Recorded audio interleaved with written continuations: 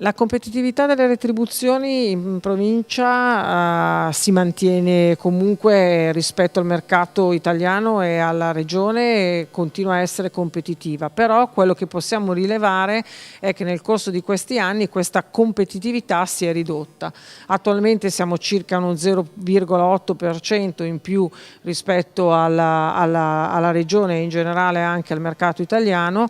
Questa competitività però non riesce a recuperare la perdita di potere di acquisto che si è andata ad accumulare sostanzialmente in questi anni. Se negli ultimi 11 anni dunque le retribuzioni nel veneziano hanno visto un aumento rispetto alle altre province della regione, c'è stato un arresto dal 2010 con conseguente perdita del potere d'acquisto delle famiglie.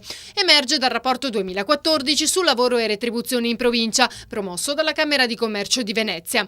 Molti i dati emersi, come la continua disparità tra stipendi maschili e femminili. Questo è il solito problema che deriva dal fatto che il nostro paese è uno dei più arretrati dal punto di vista dell'occupazione femminile, ma ciò è dovuto soprattutto al fatto che c'è un momento culturale in cui la condivisione dei ruoli, il ruolo della famiglia e il ruolo del lavoro, sono fortemente sbilanciati nei due generi. Quindi questo è un problema culturale che si deve affrontare fin da ragazzi, quindi nelle scuole, per avere maggiore coscienza della parità dei generi. Il mercato del lavoro si conferma una delle maggiori criticità per l'economia provinciale e per quanto riguarda il settore giovanile. Il livello medio di retribuzione proprio all'inizio del percorso di lavoro di circa 22.000 euro. Diciamo che come curva retributiva nella parte minima, nella parte più bassa della curva retributiva è coerente al mercato italiano e in generale al mercato territoriale.